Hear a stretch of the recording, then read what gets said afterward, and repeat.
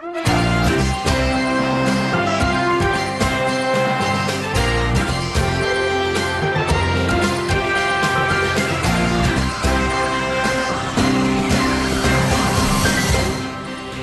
afternoon. It's Tuesday, the 6th of January. I'm Erin Viner, and this is IBA News broadcasting from Jerusalem.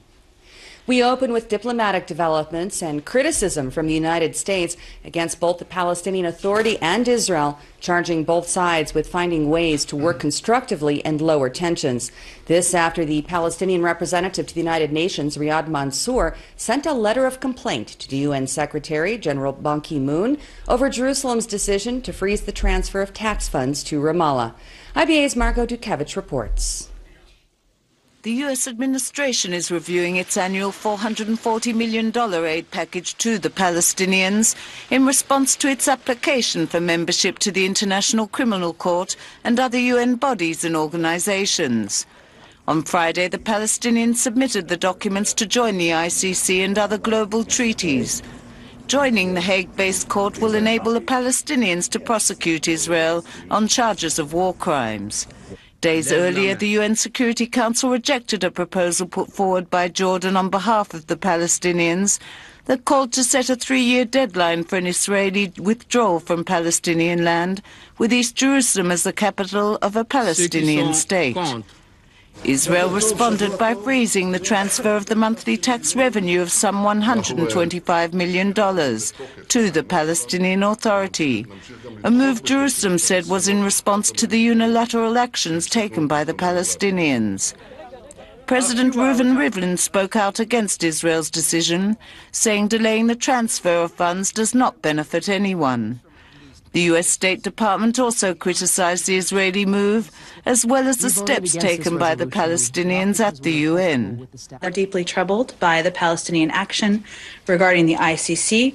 Hard as it is, all sides need to find a way to work constructively and cooperatively together to lower tensions, reject violence, and find a path forward. This action is entirely counterproductive and does nothing to further the aspirations of the Palestinian people for a sovereign and independent state. It badly damages the atmosphere with the very people with whom they ultimately need to make peace. The Secretary has been closely engaged with the parties, as have the leadership on the ground. And the focus right now is to continue to encourage both sides. We'll reiterate that we strongly oppose actions taken by both parties. Obviously, I talked a little bit about the ICC action, but there are others we can talk about from the other side. And to reiterate that constructive engagement and lowering tensions is the only way to move forward to a more peaceful environment. Obviously, there could be implications on assistance. There are a range of ways that could take place. Congress has a great deal of power in that regard, and that has been historically true. They're obviously watching closely what happens. I'm not going to get ahead of any action they may take. As you know, the Secretary of State also has a range of authorities, but I don't have anything to preview for all of you today. While Palestinian President Mahmoud Abbas vowed to pursue the statehood bid at the UN Security Council until the Council votes in support, the Israeli-based Shurat ad-Din Law Center said yesterday it has filed charges at the International Criminal Court against former Palestinian Security Chief Jibril Rajoub, PLO official Majid Faraj, and the Palestinian Prime Minister Rami Hamdallah. Margot Dudkevich, IBA News. Turning to election politics, and Prime Minister Benjamin Netanyahu has announced a plan he says will revolutionize the country's multi-party political system and change it into one with two main parties as that in the United States. The top 30 Likud candidates have been named and one party member quit. Here with all the election news is IBA's political correspondent Eli Wogelenter. Prime Minister Netanyahu said that if he is re-elected, he will propose legislation within the first 100 days of his new term that would require the head of the largest party to form the new government. Under the current system, the party head, with the support from a majority of newly elected MKs, gets the nod. At an event at the fairgrounds in Tel Aviv last night, launching his party's election campaign, Netanyahu complained that the current system made it too hard to govern, pointing out that there have been 33 governments in 66 years. With so many parties, the Prime Minister functions as a kindergarten teacher in an endless game of musical chairs, Netanyahu complained. We will soon have to go to elections again if we don't fix the problem of too many small parties. According to Netanyahu's plan, starting with the election after the upcoming one, the leader of the largest party will automatically form the government, and it will not be possible to topple the administration except in extreme measures, so governments will almost always last 4 years. This will lead to there being two large parties, he said, the Likud and whatever Labour wants to call itself in each election. Netanyahu lambasted his political rivals for being weak and said that the left was incapable of defending Israel from enemies who would see it destroyed. After the Likud event, some party MK spoke to Arutz Sheva about party unity ahead of the election. The Likud party is a strong democracy. You see it in action today. We are very proud of the process, and now we are focusing on the main target, to get more than 30 seats for the next Knesset, to form a strong government with a strong coalition. We will work together, united, for the victory in the next elections. I think we must remember that we have very important elections about right-wing or left-wing, and I think today more than ever it's important to make sure that Netanyahu will be the head of a very big party, and that Israel won't get to the point where it needs to go to elections every 2 years. One thing is clear: if we want to avoid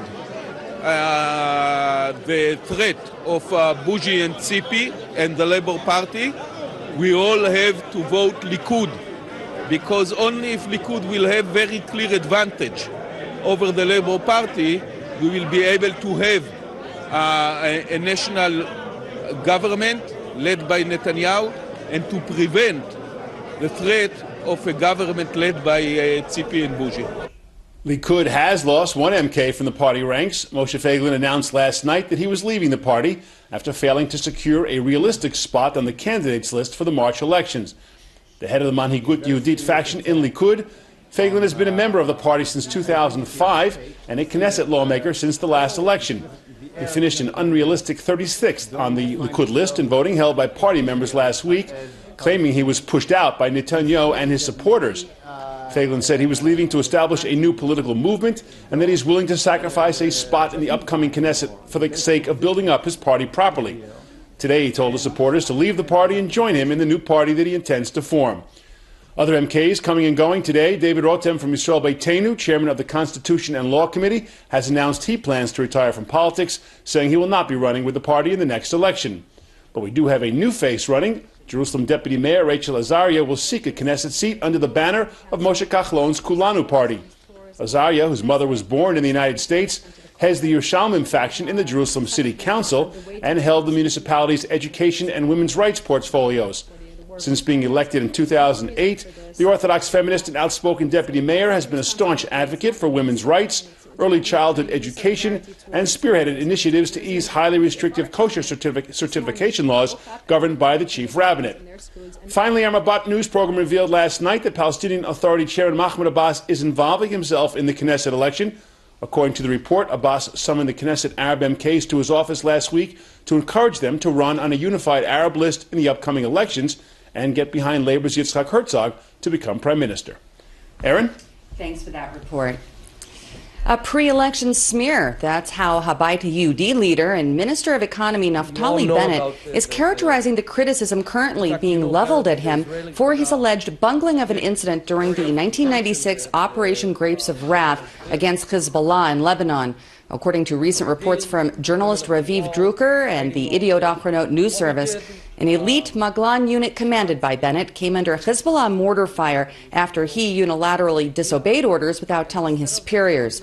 The media cited conversations with a military official who said that Bennett's hysteria during radio communications heavily contributed to the prompting of IDF artillery strikes that inadvertently killed more than 100 civilians at a United Nations compound in Qana on April 18th.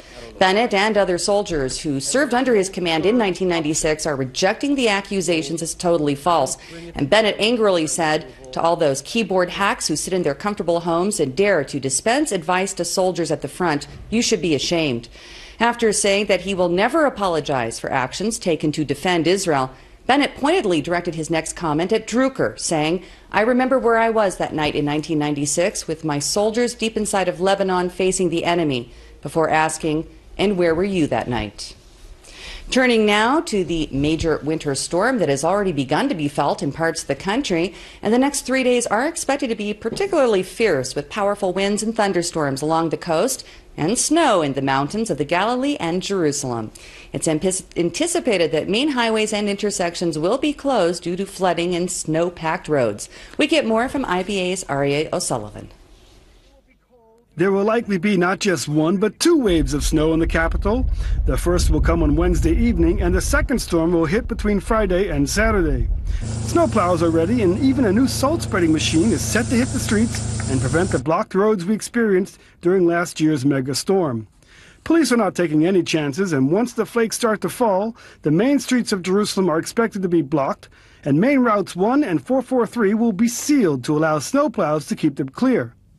It will be cold, it will be wet, it will be, quite frankly, very nasty weather. But the weather experts are saying it's going to be nothing like the megastorm from last year. In any case, the municipality of Jerusalem is taking all the precautions to keep the streets open, the trees from falling down, the electricity from staying up. And if you're fortunate and you live here, or you're a tourist, you'll be able to see the holy city covered in white snow. Well, Jerusalem is beautiful, dressed up at white, like a bride in a wedding. And I know that many people from all over the country and the world love to try and be in Jerusalem when it snows. So actually the message to many Israelis is if you really want to see the snow, come a day or 2 days before, take a hotel room with your kids, spend some time, you're going to enjoy every second.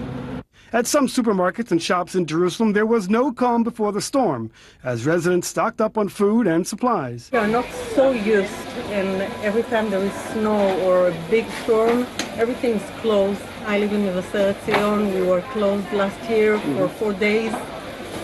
So yes, but it's part of the party.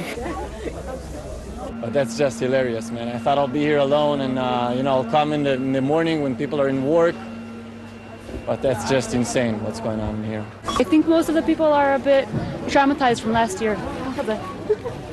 Traumatized from having last year and having no electricity and things like that. We were cut off electricity for 5 days, but we know it's not going to be like last year, but, better be prepared than not prepared.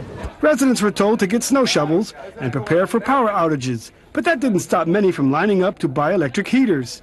The Jerusalem municipality will probably decide to shorten classes on Wednesday if there is a chance snow will start to accumulate in the afternoon. Elsewhere in the country, high winds were being felt, and that was actually bringing out some delighted surfers to catch the big waves. Last year's storm left its mark on the city for days. This year, the snow may not last as long. We'll have to wait and see. Aryeh O'Sullivan for IBA News.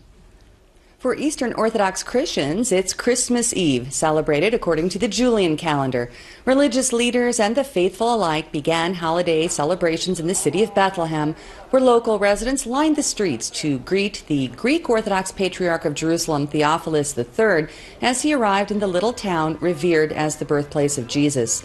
Archbishops representing Syrian, Coptic, and Ethiopian Christian communities joined other pilgrims from around the world to mark the holiday.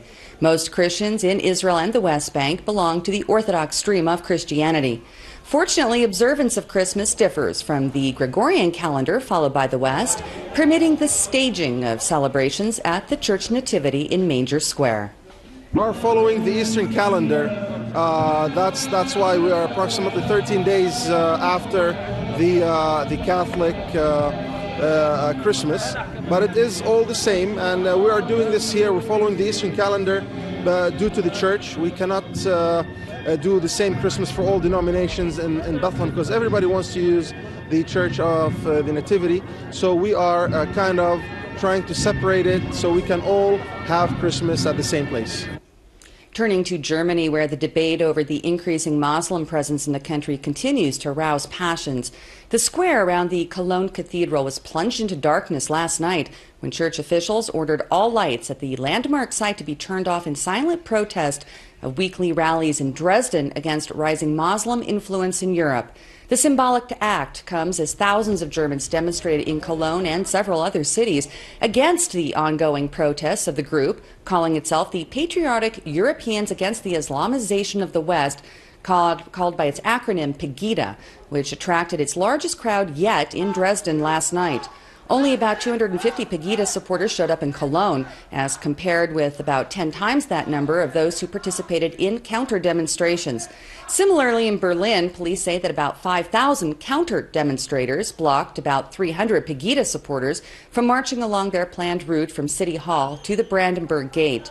Another 2,200 anti-Pegida demonstrators rallied in Stuttgart, Münster, and Hamburg. But Pegida's main demonstration in Dresden, that has few immigrants or Muslims, attracted some 18,000 protesters who carried signs calling on their countrymen to wake up. In her New Year's address, Chancellor Angela Merkel urged Germans to stay away from the Dresden rallies, saying that when the Pegida demonstrators chant, "We are the people," Merkel said, they actually mean you don't belong because of your religion or the color of your skin. Potential jurors stared intently at the Boston Marathon bombing defendant Zohar Tsarnaev as jury selection began under tight security in one of America's most closely watched terror trials in recent years. The 21-year-old suspect is accused of planning and carrying out the twin pressure cooker bombings with his brother Tamerlan Tsarnaev that claimed the lives of 3 people and wounded more than 260 others near the finish line of the race on April 15, 2013.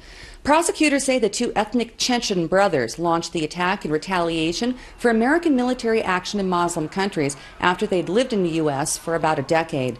The defense is expected to argue that Zohar had a difficult childhood and was heavily influenced by his 26-year-old elder brother, who authorities believe became radicalized in the last few years of his life and was killed in a firefight with police while resisting arrest.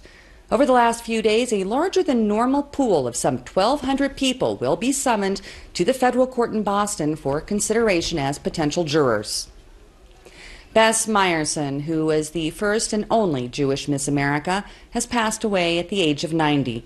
Meyerson's 1945 victory is compared to the accomplishments of American Jewish baseball star Hank Greenberg as examples of Jewish acceptance into American society.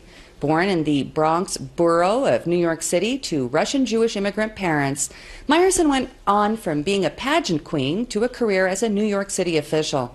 During the tour that followed her crowning as Miss America, Meyerson was still turned away from a number of exclusive clubs that denied entrance to Jews, so she responded by instead appearing at gatherings organized by the Anti-Defamation League. Here at home, and turning to the Israel Soccer League and the high-quality battle between defending champions Maccabi Tel Aviv and contenders Hapoel Beersheva at Bloomfield Stadium last night ended up in a 0-0 draw. A packed house of 14,000 fans witnessed each team fail to capitalize on several opportunities, including a rare miss by Maccabi superstar Eran Zahavi in the 79th minute when his poor spot kick was easily collected by the goalkeeper.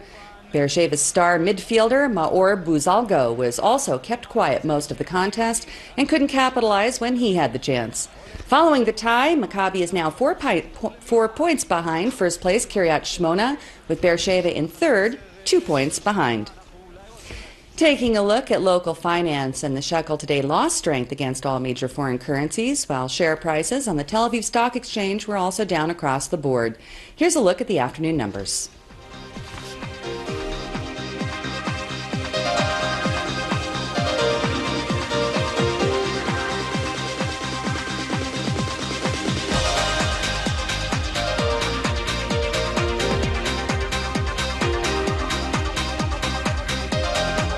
Returning now to the hot topic of the day, so to speak, and that's the impending snowstorm. Joining me by telephone to discuss what we can expect is Maya Bartov of the Israel Meteorological Service. Hi, Maya. Thanks so much for being with us. Hello. Okay, let's start with the situation here in the capital. When is it likely to start snowing tomorrow, and how much accumulation can we expect? Well, we'll start seeing snow mainly in the early noon. We'll see mostly the snow in the air, and it will start to accumulate somewhere in the afternoon, probably even towards the evening. But during the night, it will definitely accumulate, especially in the high neighborhoods of Jerusalem. Snow will also be in the north. The Galil and the Golan Mountains will get snow tonight, and it will be quite white up in the north tomorrow. Now, there have been reports that the snow will continue to fall on Thursday and Friday. Just how many days is it expected to come down? Well, it will be on and off. There's another, you'd say, a wave of snow that will be probably around Friday morning. And on Thursday, we'll have a little bit of a stop. More rain, less snow, and some parts of the day we'll have no rain and no snow at all. But on Friday morning, the snow will come back to Jerusalem, and by noontime we'll stop again, and on Saturday night we'll get some rain. So, Maya, you can't see, but right now we're looking at visuals from last year's snowstorm. Is it going to be as big as that one? No, the storm for last year was very, very unique and very rare. This time it's a little bit less intense. As for how much it will accumulate and the time it takes to go over, I mean, the temperatures will rise on Saturday, and the rain that will come on Saturday night will probably wash the snow away. But still, on Thursday and on Friday morning, the roads will be cold and slippery with a lot of ice on them. Is the IMS issuing any advisories to the public? Yeah, we have a lot of advisories. First of all, right now, it might interest some of the viewers, there's very strong winds and a haze, is especially in the south, but also in the center. Here it's about 2.5 kilometers of visibility. So we have advisories about that, also advisories about snow, about the low temperatures, and people should be very, very careful on the roads in this time of the year. As always, Maya Bartov of the Israel Meteorological Service, thanks again for all your information and for being with us this afternoon. Thank you. Thank you. Well, a national storm information hotline has been opened by police for citizens to call if they have any urgent inquiries about the weather front. That number is 1-700-705-100. Again, that's 1-700-705-100. And here now are the expected highs and lows here at home and abroad over the next 24 hours.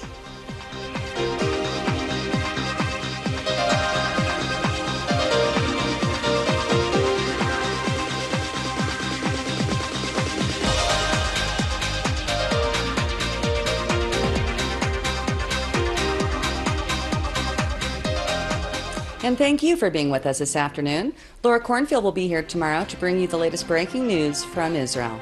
I'm Erin Viner, wishing you a warm and wonderful evening, and shalom from Jerusalem.